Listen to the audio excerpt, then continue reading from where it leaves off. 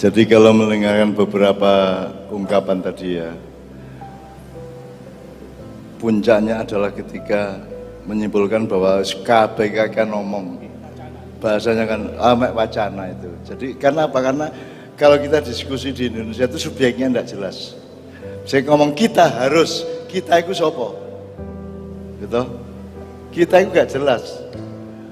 Kita tuh sangat abstrak, sangat longgar, sangat gamoh gitu loh, tidak jelas.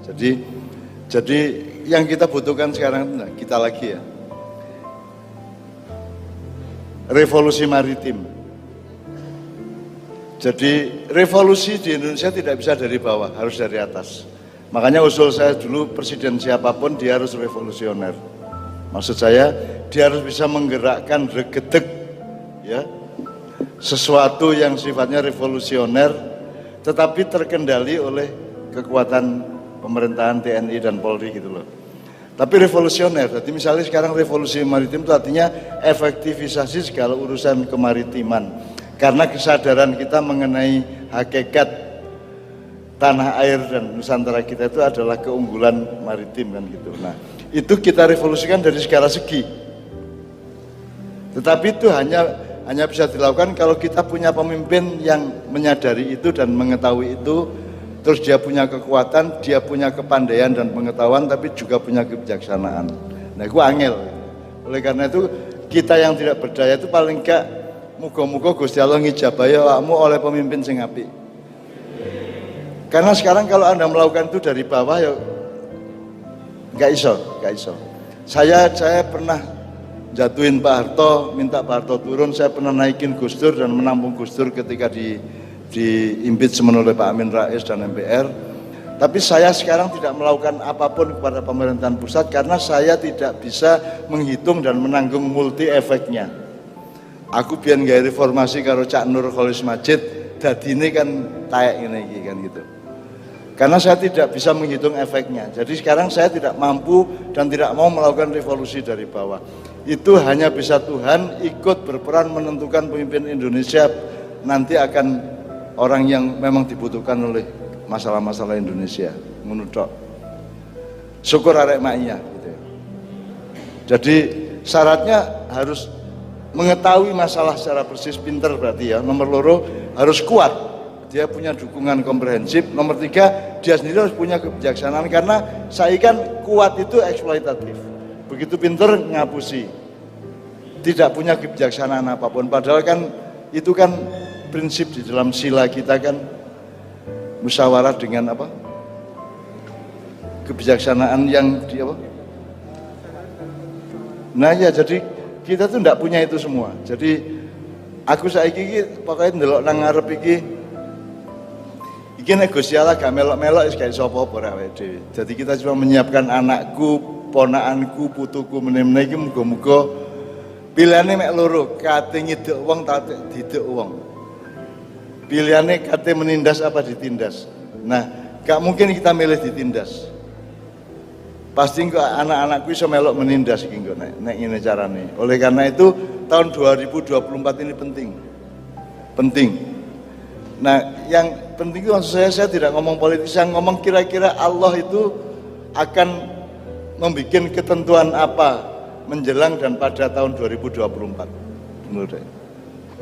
Oleh karena itu di Ma'iyah kita melakukan kekhusukan tertentu agar supaya Allah menolong kita semua, karena tanpa itu tidak bisa.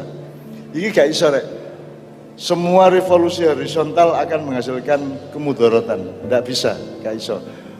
Sing salah paham kakean, sing memfitnah kakean. Saiki potensi fitnah dengan medsos dan media model sekarang itu 100%. Dan kita sudah menjadi bangsa yang dalam Quran disebut la yakaduna yafqahuna qaulan, Pak Yai. Jadi suatu bangsa atau suatu masyarakat yang tidak ngerti diomongin apa saja, atau memang pura-pura tidak mengerti atau yang tidak mau mengerti. Jadi semua dipelesetkan, semua dibiaskan, semua dijadikan fitnah. Jadi gak iso apa-apa saiki, kejaba Allah gak goro-goro. Nek Allah gak goro-goro gak iso apa-apa. Gitu ya.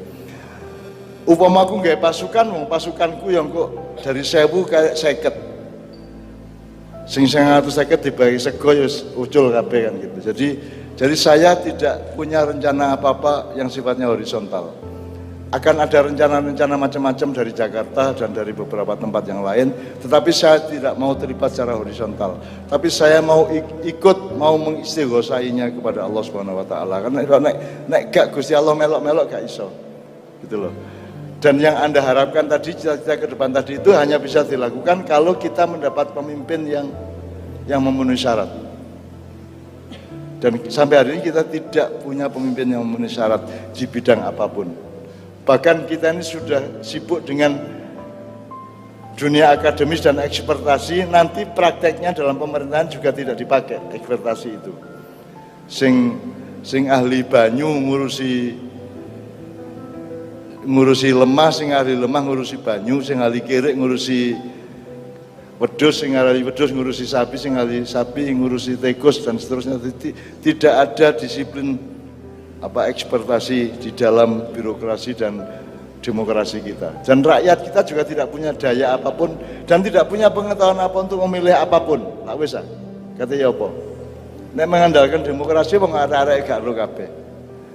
Ana bupati ketangkep KPK dihukum 4 tahun balik nang daerahnya dipilih meneh kok, jadi bupati meneh kok, terus ditangkep meneh, balik meneh, melok pilihan meneh, dipilih meneh kok. Lah ya apa?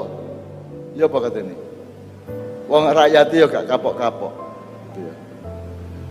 Senengane gandangan naik, gandangan kapal keruk taline kenceng. Suka ngantuk taline kenceng. Alah, apa Anggi iku awakmu iku di dunia perkapalan itu menggambarkan kapal keruke. Ono kapal pesiar, ono iki kapal keruke. Kapal keruk taline kenceng, suka ngantuk taline kenceng ngono ya. Wong enak Surabaya iku rek. Surabaya itu pegas budayanya, Pak. Pegas itu artinya mentul-mentul itu gampang. Gak gampang pecah, gak gampang legrek gitu. Justru karena itu mereka yang paling potensial untuk revolusi karena tidak akan mengakibatkan bumerang-bumerang yang terlalu membahayakan gitu ya. Kalau Jogja mungkin terlalu halus dan terlalu kaku gitu ya. Kalau Surabaya kan pegas apa ya, mentul-mentul lah. Iya, kayak Anggi lah. Dibanting itu yang mumbul ya malahan. Ngepir gitu. Oke, sekalian sekarang saya tidak bermaksud mengakhiri acara, tapi kita puncai, nanti endingnya kita akan nyanyi bersama aja untuk kejayaan Nusantara masa depan karena tema kita adalah membangun keunggulan maritim.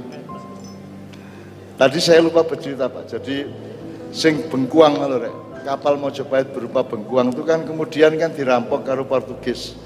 Karena pasukan-pasukan Portugis, perampok-perampok yang dari Eropa menjarah seluruh dunia termasuk ke lautan Indonesia. Jadi hancurnya kekesatriaan dan etos kepribadian bangsa Indonesia itu sejak itu. Karena kan pendekarnya tepak-tepak, tapi nek pendekar itu paling pol pedang karo tombak ngono ya, karo keris ngono ya, utawa pencak ngono ya. Tapi nek musuh meriem ya apa, nek musuh bedil ya apa. Nah, Pak tentara Mojopahit yang mengawal kapal bengkuang untuk mengangkut rempah-rempah ke luar negeri itu dirampok oleh Portugis. Masih kuwate ya apa tentarane sakti ya apa masih duwe aji lembu sekilan, masih duwe keris sanggelat, tapi nek dibedil dimeriem ya tetap kalah. Akhirnya mereka berpikir jane sing jantan iku ya apa, urip sing satria iku ya apa. Kan kalau pakai meriam kok gak satria tadi. Nek kon gelut ya gelut, gak bandem. Nek arek bandem apa nyawat boto ta watu kan berarti gak jantan itu. Nah, etos kejantanan itu hancur setelah munculnya Portugis, kapal-kapal Portugis merampok kapal-kapal Mojopahit. Karena tentara-tentara Mojopahit kemudian berpikir janjane urip iki ya apa sih? Aku wis saktine koyo ngene tapi dibedil teko doan ya mate kan gitu. Akhirnya mereka menomorduakan kesatria, menomorduakan etos kekesatriaan kan gitu. Akhirnya lama-lama urusannya bukan kekuatan pribadi lagi, urusannya adalah kekuatan militer kan gitu. Nah, sejak itu kemudian kita berguguran, kita kehilangan berbagai macam etos dan prinsip-prinsip kebudayaan kita gitu. Nah, sekarang kita harus bangun kembali. Kita harus bangun kembali. Jadi kalian harus kritis terhadap globalisasi, terhadap renaissance dulu, terhadap nilai-nilai konspirasi internasional segala macam. Kenapa ibu kota mau dipindah segala macam?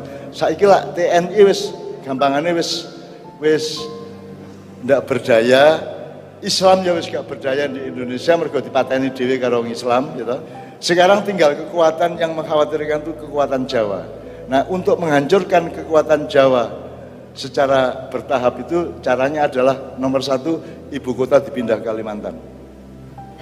Maka kekuatan Jawa akan dengan sendirinya kehilangan intensitas dan dialektika budaya politik di antara mereka kan gitu.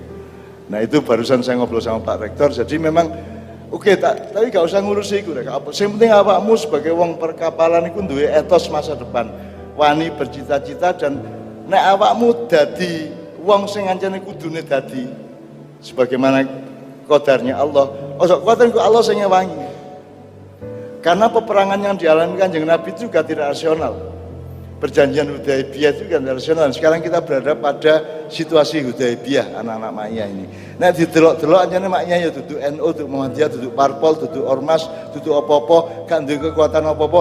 Tetapi kekuatan kita terletak pada bahwa kita tidak melakukan yang orang lain lakukan yang jelas malah merusak. Minimum kita tidak ikut merusak. Gitu loh. Itu kekuatan juga. Gitu. Kita tidak membuat institusi apapun yang selama berabad-abad terbukti, berpuluh-puluh tahun terbukti merusak. Dan minimum tidak bisa mengatasi masalah. Nah, kita di maknya kita tahu bahwa kalau kita tidak bisa mengatasi masalah, minimum tidak menambah masalah langsung narik ya. Nah kita tidak menambah masalah dan insya Allah mudah-mudahan itu membuat Allah nanti memandatkan kepada teman-teman maknya untuk mengatasi masalah pada suatu hari. Aku ngenteni dino di mana nanti ono wong gede sing ndelosor ning ngarepku. Tak enteni hari itu. Ndelosor ning ngarepku njaluk sepuro karo njaluk bimbingan. Aku gak ngomong sopo iku jenenge ya, tapi pokoknya kira-kira iku tak enteni gitu ya. Aku gak ngarani iku akan terjadi, tapi nek ndelok rumuse qadha dan qadari ngono iku. Wong Indonesia iku nek wis kebathok ilate kait melet-melet kan gitu. Untuk tobat tuh harus hancur dulu kan gitu orang Indonesia itu. Kita anak maknya Anda ndak perlu husnul khotimah, ndak perlu tobat melalui kehancuran. Tobat mulai saiki, apik terus husnul hayat, ndak usah husnul khotimah. Husnul khotimah berarti sebelumnya Anda su'ul hayat gitu kan. Ngerti ya maksudnya ya? Oke. Nah sekarang untuk itu mari kita masuk ke dalam keheningan. Saya minta Mbak Nia membawakan sholat Madura, sebab Madura itu ya kesayangan Allah juga ya toh. Meskipun kita kehilangan Yai Muzamil ya. Saya kira suku Madura itu adalah suku Melayu yang terbuang dari Kepulauan Melayu. Ngono antropologi ini biyen rek. Terus kesasar di pulau sing garing kayak ngono iku akhirnya watake dadi kaya ngono. Makanya Anda tahu semakin dekat ke Jawa semakin kasar toh. Semakin jauh dari Jawa semakin haluskan, aneh toh itu secara proses antropologi. Seharusnya kan terbalik. Mestinya wong Bangkalan halus-halus, wong Sumenep kasar-kasar, kan terbalik. Wong Sumenep halus-halus, wong Sampang Bangkalan kasar-kasar. Mergo memang itu bukan asal usulnya berasal dari antropologi Kepulauan Jawa, tapi dari Melayu. Itu mulanya sekarang saya minta Mbak Nia membawakan sholatullah salamullah supaya kita nyambung dengan akar kehidupan kita di dalam kosmologi Nur Muhammad itu. Kemudian disambung dengan Mas Doni menyambung sholatullah salamullah dari Sumenep ini dengan lagu tentang Indonesia yang judulnya Nothing Compared to You. Indonesia itu tidak terbandingkan. Wis gak ono negara gemah rotah loh jinawi ngeluwi Indonesia, ngeluwi Nusantara iki. Nothing compared to you, tidak ada yang sebanding denganmu kan gitu. Itu ya, Rek. Nanti setelah itu kita puncai dengan nyanyi bersama Pak Rektor ya. nyanyi bareng-bareng bersama untuk merayakan Nusantara masa depan. Menurut ya. Muga-muga ya.